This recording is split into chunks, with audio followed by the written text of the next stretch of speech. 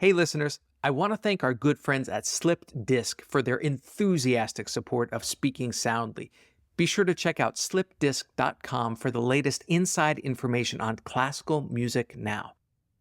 Today's episode with the extraordinary J'Nai Bridges concludes our celebration of Women's History Month, where we've heard from female artists who are breaking barriers and changing the music world. Grammy Award-winning American mezzo-soprano J'Nai Bridges has been lighting up opera houses with her voice and grew up dominating the basketball court with her jump shot. Her two arenas would prove to be more similar than she had ever imagined. When you make a mistake, miss that shot, you have to recover quickly. It's a helpful tool that I didn't even know it was going to be useful for me on the stage. Like, if something doesn't go right, you just gotta forgive yourself in a split second and keep going. And that really reminds me of my game when I played basketball. Just being able to stay in it, stay in the game. You're listening to Speaking Soundly, a backstage pass to today's biggest stars of the music world. I'm your host, David Krause, principal trumpet of the Metropolitan Opera. During each episode, you'll hear me speak with inspiring performers about their creative process and the personal journey that led them to the stage. I was actually playing in the orchestra when you made your debut at the Met Opera back in, 2019? Yeah. And I was lucky to have been so close from my vantage point in the orchestra because I could see how poised you looked during this debut. Was that a clutch performance, or are you always that calm, cool, and collected? Wow. First of all, that's so cool that you were playing. That, I have to say, was like the most clutch I've ever been in a performance.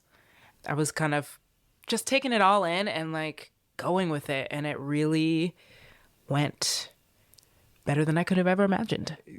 Yeah, it was incredible.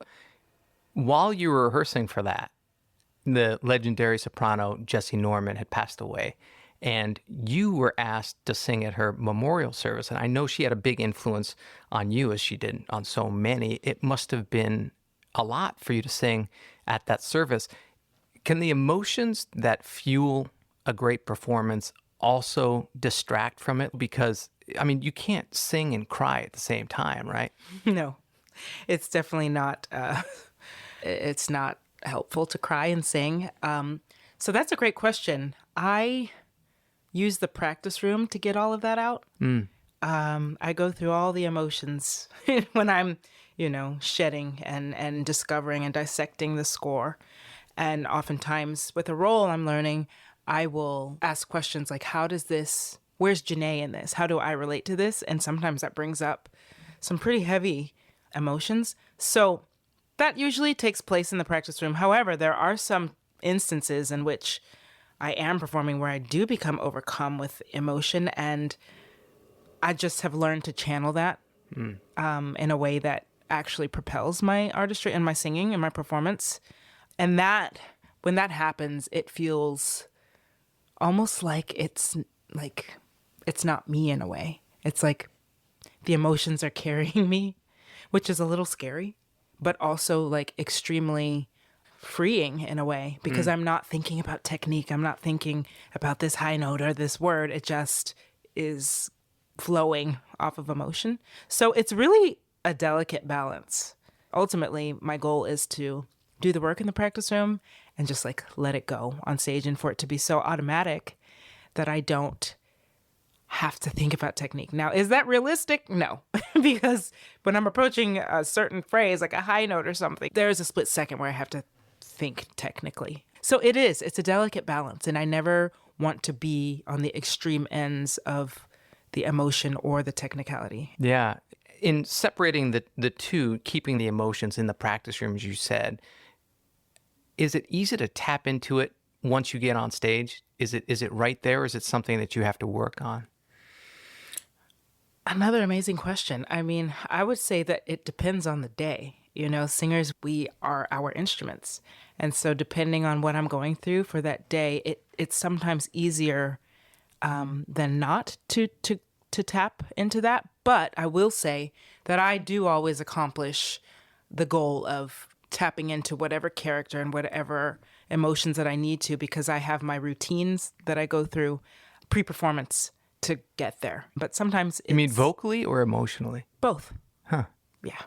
Yeah. Like my family knows to not really contact me on a show. I mean, yes, send a text, good luck, whatever. But I have learned that I do not like to have long conversations or really even speak to people, because I'm just very sensitive to energy.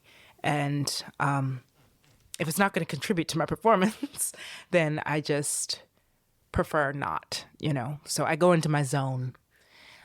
Do you think part of that ability to conserve energy and to be there on the spot when you need, do you think some of that comes from your athletic background and just being able to show up at game time and not spend yourself before? For sure. Oh my gosh. There are so many parallels with me being a basketball player. I was going to say former, but once a basketball player, always a basketball player. There are a lot of parallels between sports and what I do as an opera singer, getting into that zone. And also, I feel like it's not often talked about when you make a mistake, miss that shot. You have to recover quickly. So that's something that is very helpful. It's a helpful tool that I didn't even know it was going to be useful for me on the stage. Like if something doesn't go right, you just gotta forgive yourself in a split second and keep going. And that's really reminds me of my game when I played basketball. Right. And just being able to stay in it, stay in the game and tap into that game time mentality. It's great to hear this because musicians and athletes love to compare themselves with one another because of how similar, the practice put in and the focus needed to perform well in either profession. But I'm never going to make that comparison because I'm not an athlete. I mean, I used to cut gym class to hang out in the band room. So I'm not one to speak, but hearing that from you really kind of validates that there is crossover in the two. There definitely is. And I would say that a lot of it is mental as well, just like the mental capacity that I find I need it for both. Also emotional though. I was a very emotional player, mostly off of the court. Mm-hmm. I remember when I would get to the, I was going to say practice room, but the locker room, I would sometimes cry or I'd be angry that, I missed that shot or we lost that game. And so it's similar, the locker room is the practice room. Yeah, the stage is the court. I guess there are a lot of comparisons. I always thought it was funny that when you're an instrumentalist, you take lessons. But when you're a singer, you get coached. And I never really understood the difference. Maybe it's just semantics. But since you've been coached on the basketball court and on stage, do you feel like there's a difference between being coached and having lessons? Yeah. Vocal lessons are usually purely technique. And then I have many coaches. So coaching is mostly about style. I have an Italian, German, French, a new music coach. So stylistic and technical. Yeah. Those are the differences.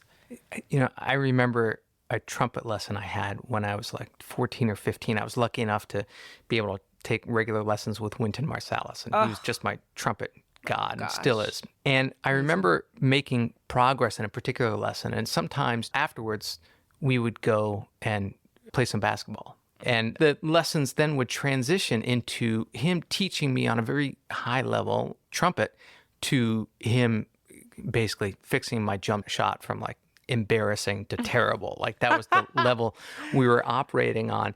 But I love that. We've always talked about balling on the court too. Whenever I talk to him, he's like, I'll see you on the court. You're a hooper. I'm like, yes, let's do it. Have you played with him? Not yet. I mean, you could take him because he's older now. But he's he's incredible. Yeah. I felt like I could get what he was trying to get me to do musically. But then on the basketball court, where he's just trying to line my elbow up with the hoop, simple things that are on the outside of your body, that he can put his elbow on, right, and just right. But I could not get at all. But I mean, that says more about me as an athlete than him as a teacher.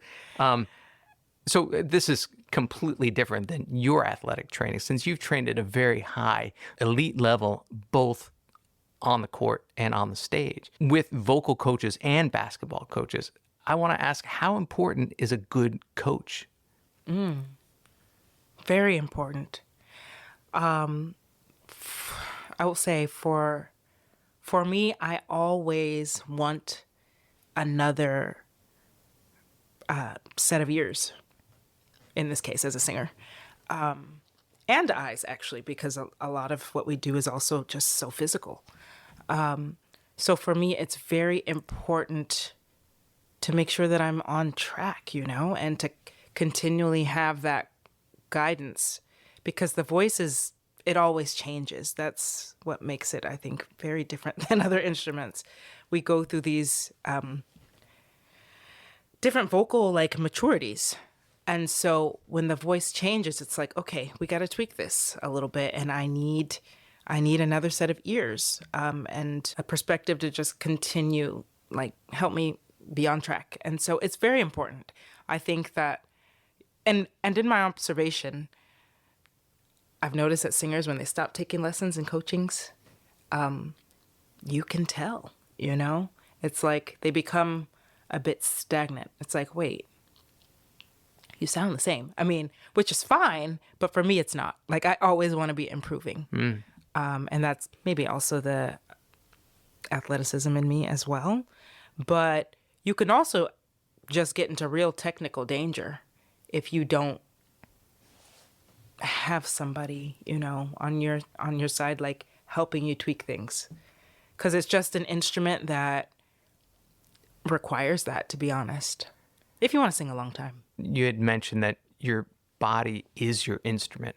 It's obvious that growing up as an athlete, the physical condition that you attained and still maintain is beneficial for your singing. But I'm curious, what, if anything, your musicianship brings to your basketball playing. Obviously, you're not playing on the same level that you once were, but is there crossover in that direction as well? That's interesting. Wow, I've never actually thought about this. Yeah, definitely more awareness. I have more awareness than I did. Because when you're, singing live music, you really got to be aware, how are the levels? Is the orchestra too loud? Is it too quick? How am I feeling right now? And also a lot of predicting, when you throw in the staging, anything can happen on stage. So it's like, if you see something's about to go wrong or, not as planned, what are you going to do? So you're in the moment, but you're also a few steps ahead of that moment. Yes, absolutely. Yeah, there is that element. There is the having to be ahead yet still in the moment, and then also pay attention to the conductor and then whatever else is going on in the scene. When I went to Manhattan School of Music for my undergrad and Curtis for my grad, and people would always joke on singers oh, you're not, we have the singers and the musicians. And I would laugh, but also I'd be like, you try singing in 5 different languages, looking at a prompt box, singing in time, having to wear this looking good 30-pound costume. Yeah. It's not easy. And memorized. Okay. So I'm fully aware that cool. You're working a lot harder than us. Well, I don't know about that, but it certainly is a lot. And I'm glad that you appreciate it. So what came first, basketball or singing? So technically singing, because I started in the church choir at age 3. But classical singing came later. So basketball came before the classical vocal aspect of my life. Mm-hmm. But I grew up playing piano, classical, so that was always in me. It's just the voice came much later out of a very traumatic and dramatic experience that had to do with basketball. Well, you can't just leave it there. I mean, okay. I will try to make this story short. So I started singing actually quite late. I was 17 and a half.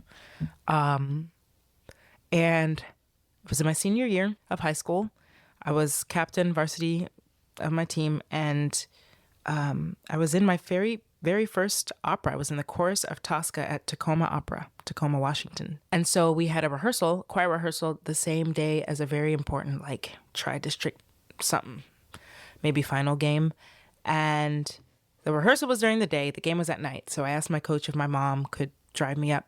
It was like 2 hours north instead of me riding with the team, because I wouldn't have been able to make the choir rehearsal if that wasn't the case.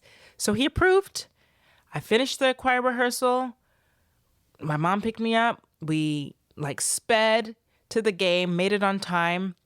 My teammates were already, warming up. And so I suited up into my gear, and he sat me on the bench. And I was like, I need to warm up. What's happening, coach?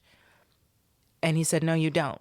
The game started. 1 quarter went by. I was still not in the game. 2 quarters went by. It was halftime. I was so upset. I was crying. And we were losing too. I was sitting on that bench. I was upset, in tears, and he yelled at me. No, my mom came down from the stands, and she was like, put my daughter in the game. Like, it was a lot. And then he Why did he bench you in the first place? I don't understand if you were there. The reason why he benched me is because he called me not being a great sportsman. That was the term back then, sportsman, and not having great sportsmanship, and that I should have foregone the choir rehearsal and rode up with the team. And so he basically was like wanting me to choose between singing and choir, and he called himself teaching me a lesson in that I wasn't a great captain because I didn't choose the team. And it was just ridiculous. And I hope he hears this. So he refused to play me.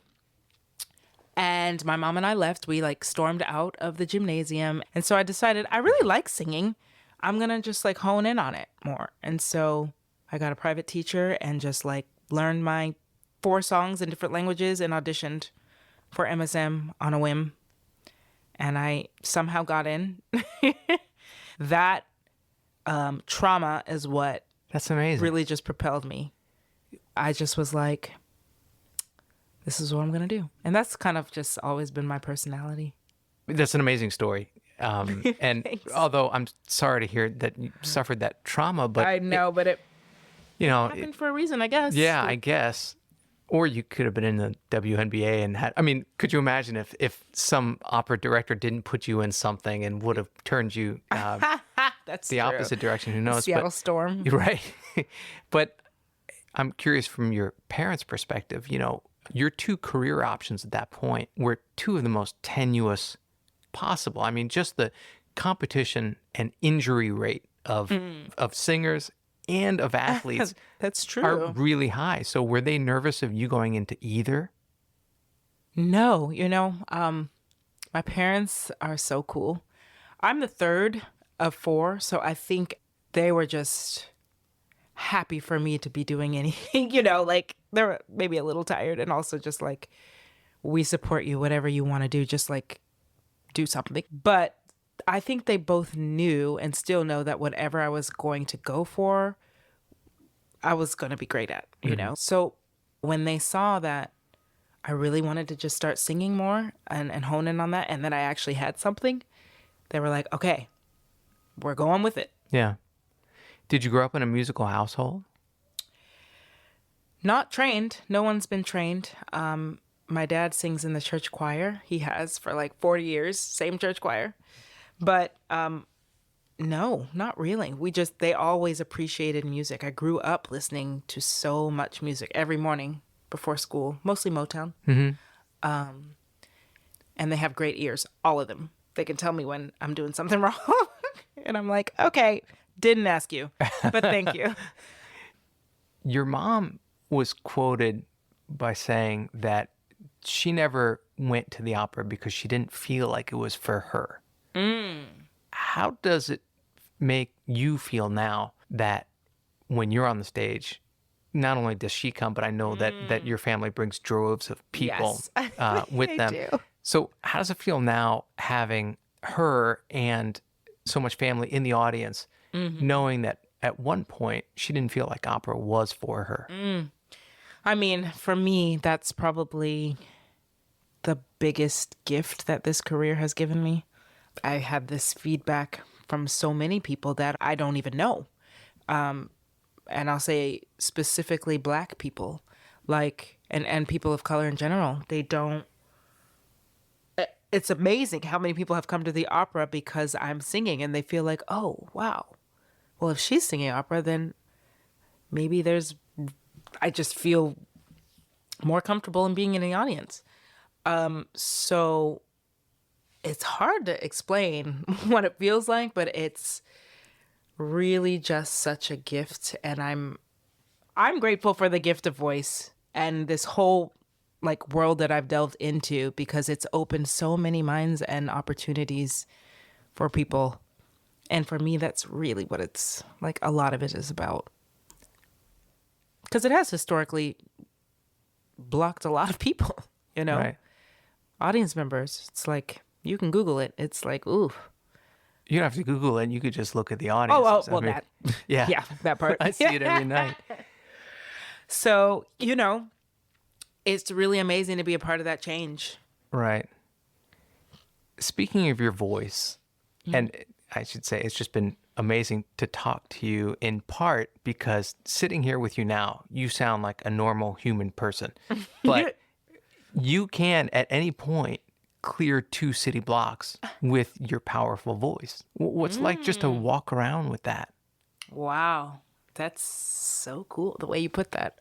It does feel powerful, you know? Like, the voice is the first instrument. And the fact that I do have this incredible resonance, unamplified, there's a lot of power that comes with it, in that people are somehow automatically drawn to it. And for me, it's just like, wow, this has so much power that I could really sway people in any direction, you know? Music is so powerful in general. And I think that as much as it is amazing, like, it's sometimes a heavy load, you know? But I feel, personally, for me, it's made me more confident. Not because of what people think of me. It's like, when the world is doing its thing, I have my voice. And I have that to uplift people. I think it's one of the most powerful tools. I hope you enjoyed this episode of Speaking Soundly. If you like what you heard, please tell your friends about it. Spread the word. Be sure to follow, rate us, and leave a review wherever you get your podcasts. To keep up on future episodes, follow us on Instagram at SpeakingSNDLY and visit our website, artfulnarrativesmedia.com. Tune in next week as we hear another inspiring artist speaking soundly.